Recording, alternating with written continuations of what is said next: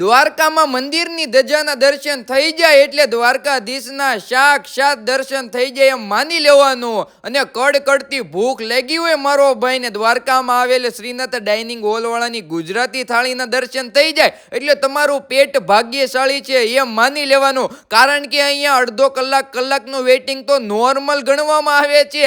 200 રૂપિયામાં તમારું ઘરનું જમવાનું ભૂલી જાવ એટલી આઈટમ અનલિમિટેડ મળે, જેમાં 4 પ્રકારના શાક, 8 પ્રકારના અથાણા, 4 વેરાયટીમાં સલાડ, ગરમા ગરમ રોટલી અને રોટલો સાથે ઘાટી રાબડા જેવી છાશ અને પાપડ, ઘી ગોળ, બપોરે જાવ તો દાળ ભાત અને સાંજે જાવ તો કઢી ખીચડી. આ બધી જ આઈટમ રાજી ખુશીથી મન ભરીને જમાડે છે. આપણે દ્વારકા જાવ, તમારી પાસે ટાઈમ હોય તો ચોક્કસ ટેસ્ટ કરજો. મને મજા આવી એટલે આપણે વિડીયો બનાવ્યો છે ભાઈ. અને ખાસ અહીં અનાજનો બગાડ ન કરવા વિનંતી. બાકી તમે જમો ભરપેટ, રીલ ખોવાઈ ન જાય એટલે રીલ સેવ અને શેર કરી લેજો.